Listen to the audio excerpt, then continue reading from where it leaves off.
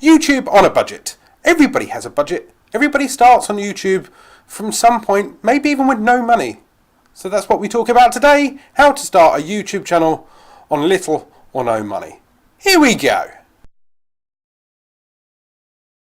Hello and welcome back to another video. Now if you're new around here and you're looking to start your YouTube channel, grow your YouTube channel, or push your brand out there onto the second largest search engine on the internet, click subscribe, start creating. Now we all have to start from somewhere on YouTube, and no doubt you've seen Casey Neistat and Devon Supertramp fly around things in Lambos or mountains, and they've got drones and they've got swinging cameras and it looks fantastic, and you're like, well, why should I ever start a YouTube channel if they can do that and they spend thousands of pounds? How am I going to stand a chance when I'm just sat at home and I've only got like 10-20 quid?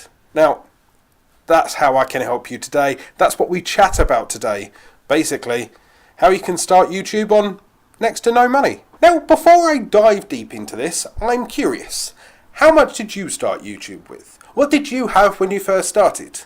Did you have a camera? Did you have a webcam? Are you using a mobile phone? Were you gifted a camera? Or did you just decide, okay, I could do voiceover? Did you have a budget when you started? Please leave a comment down below. Now I've mentioned many times on this channel that I started making videos in 2013. I kind of jumped on after being nagged by friends, and I finally decided, right, I'm going to make some YouTube videos. But no, I didn't have a DSLR. I still don't have a DSLR. No, I didn't have thousands of pounds to spend. In fact, I had pretty much nothing. But what I did have got me started. When I first started on YouTube, I simply used a little webcam. If you're looking to start making videos on YouTube, look around yourself, right? Most people already have a camera, and it's probably on you right now. Most people nowadays have one of these in their pocket.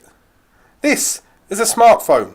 These things nowadays have much better resolution on cameras than any of the original YouTube videos that are on the internet. This is a rather old HTC M8. This isn't a plug, you know, but this M8, there you go, has a camera there and on the back. It also has wonderful audio within reason. Start vlogging with this. If you don't have any money, you'll be amazed on how much you can do with the smartphone. Basically, it'll have a HD camera either on the front or the back. You just line it up, you just prop it up against something, whether it's a bookshelf or whether it's a little tripod or a selfie stick, right? And then make sure that you focus in on the audio, because the audio is the thing that'll win people. If you have to initially use a headphone with a microphone jack, if that gives you a better quality, then so be it. It doesn't matter if, oh no, they can see the microphone. That truly doesn't matter. What you should be focusing on is the content, because you need to be making content for people to see, and you need to make sure that they are okay enough to view it and they can definitely hear it. A good audio quality covers up a multitude of sins when it comes to a camera. As long as you focus on the core features of camera footage, make sure that it's not shaky, make sure that if you're holding it that it's not wobbling all over the place, right? But as long as you can hear it properly and it's not tinny, they'll forgive you, they'll keep watching. You've got to remember that they are there for the content you are offering, so as long as they can hear it and they can kind of, you know, see you without it burning their eyes, then it will be fine. Focus on the message you are delivering. Are you daily vlogging? Are you a beauty vlogger? Are you a gamer?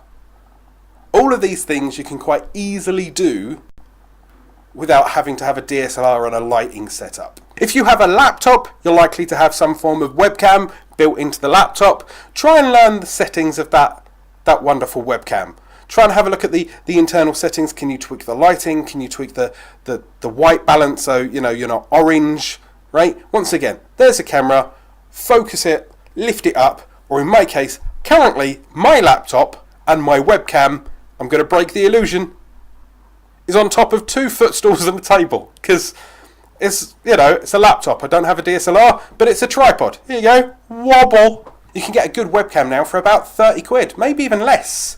And in some cases, as I said, it could even be inbuilt into your laptop. Okay, so you've recorded the footage, you've got the audio, obviously now you're going to need to edit it. Well, you can either edit it with YouTube, you can upload and there is an editor built in. I'm not sure how long that's going to stay there for. They did announce in the middle of this year, 2017, that they're going to remove the YouTube editing software, but that's there for the time being. Or when I first started, when I didn't have any pennies, and I be honest, I still don't.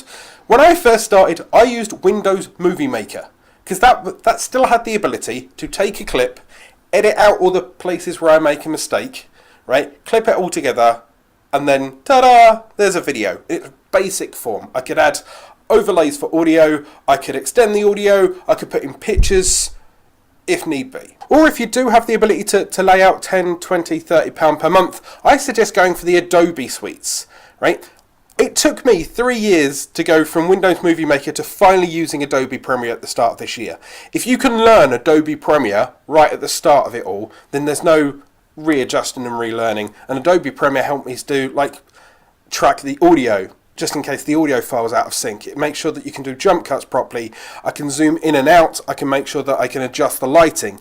That basically means that if you have a really bad video file, you can salvage it. If the audio is out of sync, you don't have to throw away that file. You simply readjust the syncing of that video, so therefore, once again, my face is in time with my audio. Basically, a good editing software can cover up a lot of cracks, and they don't have to cost much. I believe Adobe students can even get a discount. I'll leave links down below. I'm not sponsored. And my final thought on this matter: getting started on YouTube doesn't need to be expensive, because it's a learning curve. I didn't start making videos that I can now professionally push towards people for about 3 years. For the first 3 years, I was looking at, okay, that video's orange, that video's tinny, I can't hear myself, that's too loud, I can hear myself breathing. All those little things I tweaked, I changed, I learned. Right? The only reason I was able to do that is because I was uploading videos and learning on the fly. If I'd spent £1,000 on a DSLR camera and a setup and its lights and stuff like that to begin with, and a year and a half down the way I was still learning and I weren't growing that well, do you think that'd put you off? Well, you know, if it's a hobby and you've only thrown 30, 50 quid into it and you're learning as you go, wouldn't that make you feel better? So, yeah. So in summary, you don't have to spend a lot of money to start making videos on YouTube. You've likely to have already got the equipment. Use your phone, use your laptop, use your webcam. Make sure that they can hear your video. As long as the picture's okay, then you'll be fine. Start uploading, start creating, start learning. Now, I hope this weird rambling vlog gives you a chance to understand how to get started on YouTube on a budget. If you want more tricks and tips, remember to subscribe to the channel. There's a free PDF up here in the description down below. Go out there, start creating.